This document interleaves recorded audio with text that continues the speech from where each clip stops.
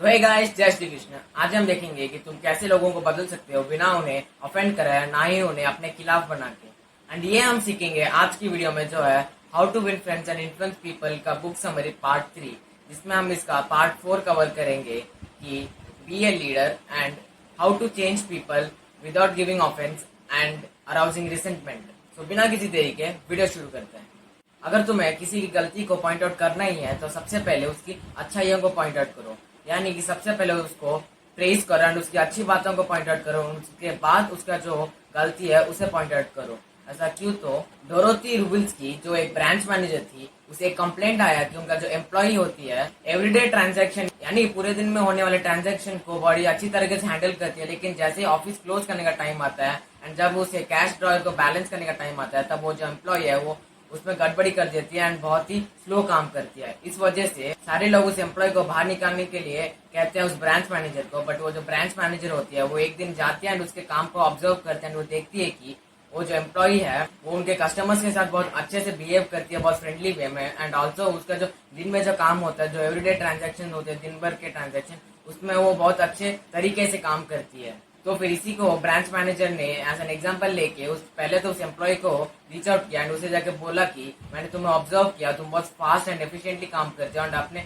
Customers के साथ भी बहुत अच्छे से बिहेव करते हो, जिस वजह से कस्टमर्स जो है वापस भी आते हैं। लेकिन तुम्हें जो है दिन के आखिरी में, इवनिंग टाइम जब ऑफिस बंद होता है, तब आप अपने आप को थोड़ा इम्प्रूव करना पड़ेगा। क्यों? क्योंकि तुम जो कैश ड्रॉयर को ठीक से बैलेंस आउट नहीं कर पाती हो। इससे जो एम्प्लॉय है उसे कॉन्फिडेंट फील होता है कि मेरे जो ब्रांच मैनेजर है उन्हें मेरे ऊपर कॉन्फिडेंट है कि मैं अच्छे से काम करती हूँ, बस मुझे और थोड़ा डेवलप करना है अपने आप को। इस वजह से वो जो एम्प्लॉय है वो बाद में इवनिंग में कैश को बैलेंस आउट करना था, वो काम भी सही से करने लगी, बस कुछ ही दिन में। इसी से हमें पता चलता है कि अगर हमें किसी की गलती को पॉइंट आउट करना ही है तो फिर उसकी गलती पॉइंट आउट करने से पहले हमें उसे थोड़ा प्रेज करना चाहिए ऑनेस्टली, क्योंकि ऐसे करने से सामने वाले को लगेगा कि हम उसके ऊपर कॉन्फिडेंट है, बस हमें थोड़ा और डेवलप करना चाहिए। इस वजह से वो जो पर्सन है वो बहुत सही तरीके से डेवलप करता है। क्यों? क्योंकि उसके अंदर एक कॉन्फिडेंट रहता है कि सामने वाले को हमारे ऊपर भरोसा है एंड हमें उसके भरोसे पे खड़े उतरना। अभी हम देखेंगे कि तुम कैसे किसी को क्रिटिसाइज कर सकते हो एंड उसके लिए सामने वाला तुम्हें हेट भी नहीं कर। देखो, मार्च 8 1887 को हेनरी वॉर्ड बिचर चल बसे थे एंड उनकी मौत का शोक मनाने के लिए लाइमन अबॉट को एक स्पीच के लिए बुलाया गया था। लाइमन अबॉट अपनी पूरी जी जान से दुनिया का बेस्ट स्पीच लिखने का कोशिश करते हैं, वो बार बार कोशिश करते हैं, लेकिन उनसे एक अच्छा स्पीच लिखा ही नहीं जा रहा था। वो अपनी वाइफ को जाके दिखाते हैं अपना स्पीच एंड क्योंकि उन्हें पता है कि ये बहुत बेकार स्पीच था, उन्हें लगा कि उनकी वाइफ भी उन्हें क्रिटिसाइज करेगी कि ये बहुत बेकार स्पीच है, तुम क्यों इसे बेटर नहीं लिख सकते, क्योंकि तुम इतने सालों से प्रैक्टिस कर रहे हो, थोड़ा नेचुरल बनो, थोड़ा ह्यूमन वे में बात करो। लेकिन नहीं, उनकी वाइफ ने जो है उन्हें क्रिटिसाइज नहीं किया, उन्होंने इनडायरेक्टली लाइमन को बोला कि स्पीच अच्छा नहीं है। और कैसे? तो उन्होंने बोला कि ये जो आपने लिखा है ये एक बहुत एक्सेलेंट आर्टिकल बनेगा नॉर्थ अमेरिकन रिव्यू के लिए, लेकिन जो स्पीचेस होते हैं वो तो नेचुरल होते हैं, जो आर्टिकल्स होते हैं वो तो बेसिकली आपको इन्फॉर्मेशन पहुंचाने के लिए होते हैं। इससे उसकी जो वाइफ होती है उसको इस तरीके से इन्फॉर्मेशन कन्विंस करती है कि आपने जो लिखा है ये बहुत अच्छा आर्टिकल बनता है, लेकिन आर्टिकल जो होता है वो इन्फॉर्मेशन प्रोवाइड करता है, स्पीच जो होता है नेचुरल होता है। इस तरीके से जो लाइमन है उन्होंने समझ गया कि उन्होंने जो लिखा है वो एक आर्टिकल की तरह है, ना कि एक स्पीच की तरह। इस वजह से उन्होंने समझ गया कि उन्हें जो है नेचुरली बात करना है। इस वजह से उन्होंने जब उनका स्पीच देने का टाइम था, उन्होंने बिना किसी नोट्स के जो उनके अंदर से नेचुरली आया वो बोला एंड वो बहुत एक एक्सेलेंट स्पीच बना। ऐसे ही अगर तुम्हें किसी की गलती फाइंड आउट करनी है या फिर उन्हें क्रिटिसाइज करना है तो डायरेक्टली ये ना बोल के ये तो बहुत बेकार है, उन्हें एक इनडायरेक्ट वे में बताओ कि ये जो तुमने किया है ये गलत किया है एंड तुम्हें इसे सुधारना पड़ेगा, इन्हीं तरीके से इनडायरेक्टली। ऐसे ही अगर आप किसी आर्गुमेंट में फंसते हैं जिसमें आपको सामने वाले की गलती फाइंड आउट करना ही करना है, सामने वाले को क्रिटिसाइज करना ही है, तो सबसे पहले अपनी गलतियों को, अपनी मिस्टेक्स को पॉइंट आउट करके उन्हें बताया कि मेरी ये गलती थी, उसके बाद सामने वाले को आप क्रिटिसाइज कीजिए। एक बाप ने अपने 15 साल के बेटे को सिगरेट फूंकते हुए पकड़ लिया, बट बिना उसे डराए, धमकाए या फिर मारे उन्होंने उसका सिगरेट का आदत छुड़वा दिया। वो कैसे? तो उन्होंने अपने बेटे को ये नहीं बोला कि तू सिगरेट छोड़ दे, इससे ये होता है, उसे वो होता है, इससे ये प्रॉब्लम होता है, उसे वो बीमारी होती है, बल्कि उन्होंने खुद एडमिट किया कि मैं खुद जब तुम्हारी एज का था तब से सिगरेट फूंक रहा हूँ, आज जो है जो निकोटिन है उसने मेरे बॉडी का यह हालत किया कि मैं रोज सुबह उठ के इतना खांसता हूँ कि मेरे से खुद को कंट्रोल नहीं किया जाता। आज मैं एक ऐसा सिचुएशन में, एक ऐसे कंडीशन में फंसा हूँ कि मैं चाहकर भी इससे बाहर नहीं जा पा रहा हूँ। तो इससे उस डैड ने क्या किया, तो बिना अपने बेटे को कुछ भी बोले उन्हें बस अपने आप को क्रिटिसाइज किया कि मैंने खुद ये गलती किया। इसे जो बेटा होता है वो सोचता है कि मैं एटलीस्ट ग्रेजुएशन खत्म करने तक सिगरेट को टच भी नहीं करूंगा। क्यों? क्योंकि उसने देखा कि उसके फादर ने अपने आप को क्रिटिसाइज किया कि उससे क्या होता है, तो वो जो बेटा होता है वो ना किसी ग्रेजुएशन के बाद बल्कि लाइफ लॉन्ग उस सिगरेट को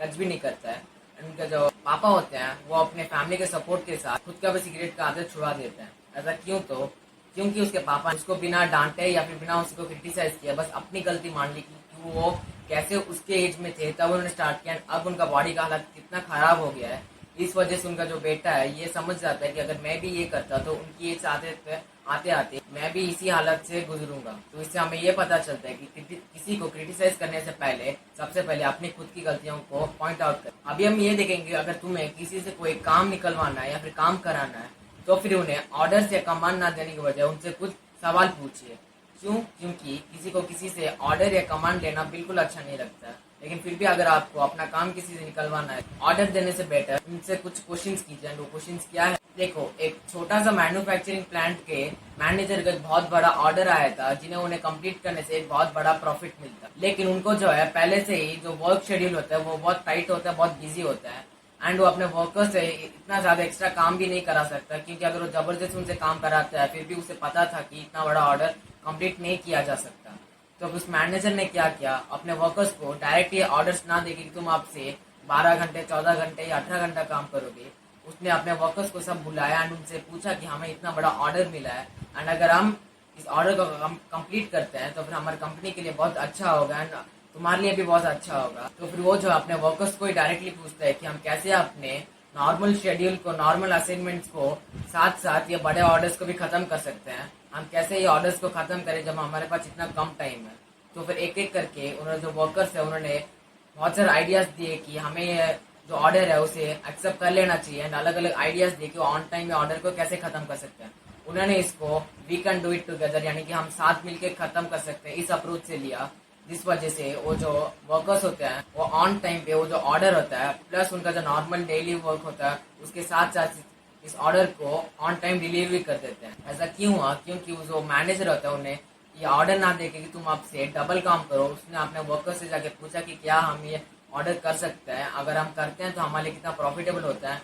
बट इतने सारे प्रॉब्लम्स होते हुए भी हमें ऑर्डर को कैसे खत्म करें, जिस वजह से जो वर्कर्स होता है उन्हें ये फील होता है कि हमारी जो राय है, हमारा ओपिनियन है वो पूछा जा रहा है। जब उनका ओपिनियन दिया जाता है कि हमें ये ऑर्डर को लेना चाहिए तब वो जो होते हैं वो ऑर्डर को लेते हैं। क्यों? क्योंकि उन्हें लगता है कि इस ऑर्डर के आने में हमारा डिसीजन जुड़ा हुआ है एंड अगर हमने डिसीजन लिया कि ऑर्डर का टाइम पे खत्म करेंगे तो वो जो वर्कर्स होते हैं उस ऑर्डर को टाइम पे खत्म करते हैं। इससे हमें ये प्रिंसिपल समझ आता है कि किसी को ऑर्डर लेना अच्छा नहीं लगता, बट अगर हम उन्हें कुछ बेसिक क्वेश्चंस करते हैं कि इससे हमें यह पता चलता है कि किसी को कोई ऑर्डर या कमांड लेना अच्छा नहीं लगता, बट अगर हम उनसे क्वेश्चंस करते हैं तो फिर वो हमारा काम करेंगे। इस चीज का जो परसेंटेज होता है, अगर हम किसी को क्वेश्चंस करते हैं अपने काम से रिलेटेड तो फिर उस काम को हो जाने की प्रोबेबिलिटी बहुत हद तक बढ़ जाती है। ट्रू लीडर जो होता है वो सामने वाले को अपने आप का बचाव करने देता है। अगर तुम एक लीडर हो एंड तुम्हारे टीममेट से या फिर अपने कलीग से या फिर तुम एक मैनेजर एंड तुम्हारे एम्प्लॉय से, वर्कर से कोई गलती हो जाती है तो फिर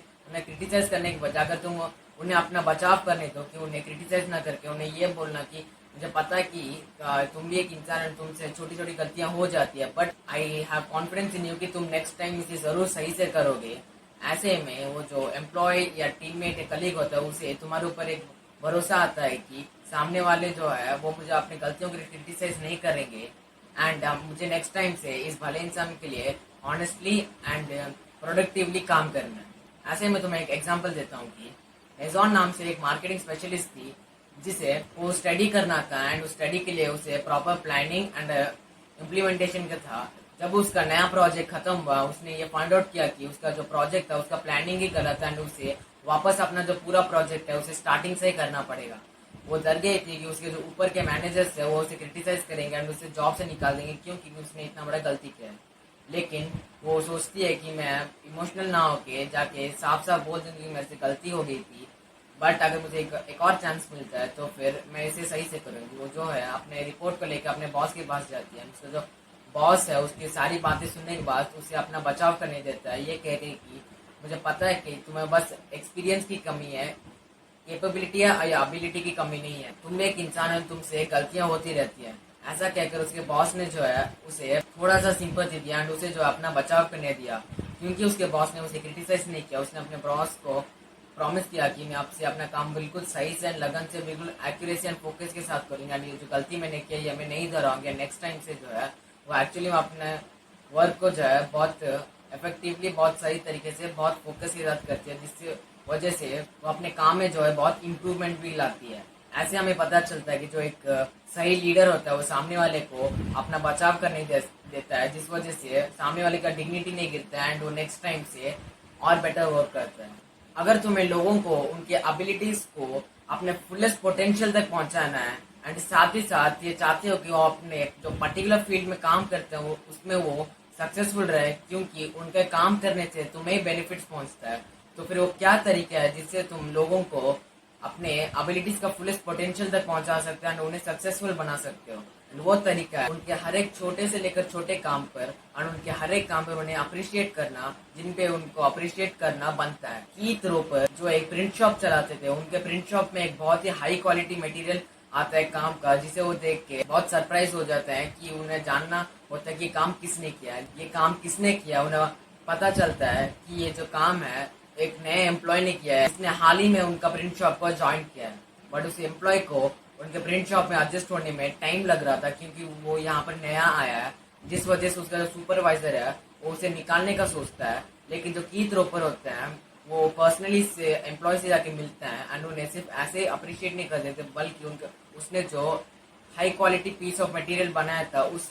चीज के लिए स्पेसिफिकली अप्रिशिएट करते हैं। अगर तुम किसी को ऐसे ही थोड़ा बहुत अप्रिशिएट कर दोगे तो फिर वो हवाबाजी में निकल जाएगा। लेकिन अगर तुम किसी को उनके काम के लिए स्पेसिफिकली अप्रिशिएट कर दो कि मुझे तुम्हारे इस काम बहुत पसंद आया एंड तुम्हारा ये जो काम तुम कर रहे हो तुम उसमें बहुत अच्छे हो, तो फिर वो जो इंसान है वो अपने आप को बहुत इंपॉर्टेंट समझने लगता है। एंड एक इंसान के लिए फीलिंग ऑफ इम्पोर्टेंस कितना इम्पोर्टेंट होता है वो तुम्हें तो पता ही है। इस वजह से वो जो नया एम्प्लॉय होता है जो अपने जॉब में एडजस्ट नहीं हो रहा होता है, वहाँ पे अपने नए एनवायरनमेंट में अच्छे से एडजस्ट होने लगता है, क्योंकि उसे लगता है कि मैं इस कंपनी के लिए बहुत जरूरी हूँ। ऐसे कीथ रोपर ने एक बहुत ही अच्छे एम्प्लॉय को अपने फुलेस्ट पोटेंशियल तक पहुंचा दिया, क्योंकि अब वो जो नया एम्प्लॉय है वो इसी तरह के फाइनेस्ट एंड बेस्ट मटेरियल को टाइम टू टाइम बनाते रहता, जिससे जो है कीथ रोपर का कंपनी को बहुत फायदा होता है। इससे हमें यह पता चलता है कि एज ए लीडर हमें हमारे ग्रुप के लोगों को उनके छोटे से छोटे काम के लिए भी बहुत सही तरीके से अप्रिशिएट करना चाहिए, क्योंकि अप्रिशिएशन एक तरीका है जिससे हम लोगों के कैपेबिलिटी से एबिलिटी से उनके फुलेस्ट पोटेंशियल तक पहुंचा सकते हैं। अगर तुम्हारे आसपास या तुम्हारी लाइफ में कोई एक ऐसा इंसान है जो बाकी लोगों के खिलाफ बहुत बुरा एटीट्यूड रखता है, खुद को बहुत बड़ा आदमी समझता है लेकिन होता है एक नंबर का है, तो फिर उस इंसान को कैसे बदले। एक 4th ग्रेड की टीचर थी जिसे नया एकेडमिक ईयर शुरू करना था, लेकिन इस बार 3rd ग्रेड से 4th ग्रेड आने वाले बच्चों में से एक टिमी नाम का लड़का आता है, जिससे उसकी 3rd ग्रेड की टीचर ने सारे ने बोला था कि आप इस स्टूडेंट को बहुत सही तरीके से हैंडल कीजिए, ये पूरे स्कूल का सबसे बड़ा बदमाश है। तो फिर अपने 4th ग्रेड के पहले ही दिन वो टीचर उस टिमी नाम के लड़के को क्रिटिसाइज करने के बदले वो टीचर जो होता है सारे स्टूडेंट से उनका नाम पूछती है, उनके नाम के साथ साथ उन्हें कुछ ना कुछ अप्रिशिएट करती है उनके नाम या फिर उनके बिहेवियर से रिलेटेड। जैसे टिमी का नाम आता है, वो टीचर जो होती है वो टिमी को बोलते हैं कि मैं तुम्हारे अंदर एक बहुत नेचुरल लीडर को देखती हूँ कि तुम इस पूरे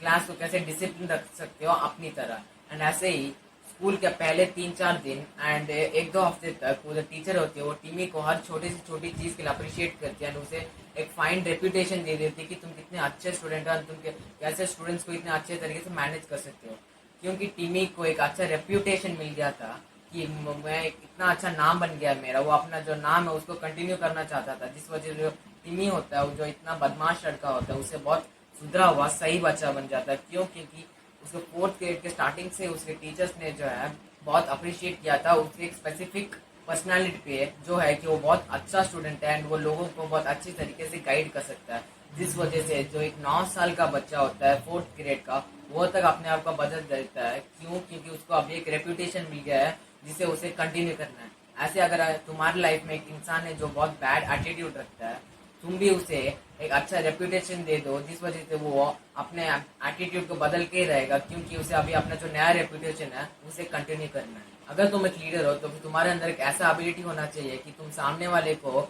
उसकी की गई गलती को ऐसा दिखाना चाहिए कि उसकी जो गलती है वो बहुत आसानी से सही किया जा सकता है, जिससे वो जो है खुद के लिए बुरा फील ना करे। और जब वो खुद के लिए बुरा फील नहीं करता कि मैं कितना बेकार हूँ, मेरे से कितनी छोटी छोटी गलतियां हो जाती हैं, बार बार गलतियां होती है, तो फिर अगर उसे ऐसा बुरा फील नहीं होता है तो नेक्स्ट टाइम से बहुत अच्छे तरीके से काम करता है। एक बंदा जो होता है वो 40 साल का होता है, 40 की एज में उसे वो डांस क्लासेस ज्वाइन करता है, क्योंकि उसकी जो शादी होने वाली थी एंड उनकी शादी में उसे डांस परफॉर्म करना था अपनी फियांसी के साथ। उसने ऑलरेडी 20 साल पहले 20 की एज में डांस क्लासेस ज्वाइन किए थे, लेकिन उसकी जो डांस टीचर होती है वो ये कहती है कि तुम्हारा डांस जो है बिल्कुल सही नहीं है एंड तुम्हें बहुत इंप्रूवमेंट की जरूरत है। इस वजह से वो जो मैन होता है उसका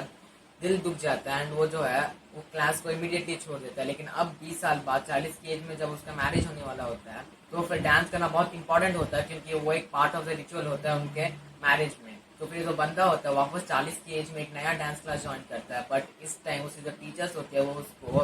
क्रिटिसाइज नहीं करती है, बल्कि ये बोलती है कि तुम्हारा डांस करने का तरीका थोड़ा ओल्ड फैशन या ओल्ड स्कूल है, लेकिन तुम्हारे जो बेसिक्स है वो एकदम सही है एंड तुम्हारे जो है रिदम में डांस करने का फॉर्म है वो भी एकदम सही है, जिस वजह से उस इंसान को एक नया होप मिलता है कि वो एक अच्छा डांसर बन सकता है। ऐसा क्यों था? क्योंकि उसके पहले टीचर्स ने उसे ये डायरेक्टली बोल दिया था कि वो अच्छा डांस नहीं करता है, लेकिन अब उसके जो नए टीचर्स होते हैं वो उसे ये कहते हैं कि तुम्हारा भले ही डांस ओल्ड फैशन है, लेकिन तुम्हारा जो रिदम है एंड साथ सब बेसिक्स है वो बहुत सही है, जिस वजह से तुम्हारा डांस जो है बहुत अच्छे तरीके से बाहर आ सकते हैं, तुम एक अच्छा डांसर बन सकते हो। क्योंकि नए टीचर ने उसे क्रिटिसाइज ना करके उसके पहले अच्छाइयों को पॉइंट आउट किया एंड उसके जो गलतियां हैं वो आसानी से सही किया जा सकता है, ऐसा उसको कॉन्फिडेंस दिया।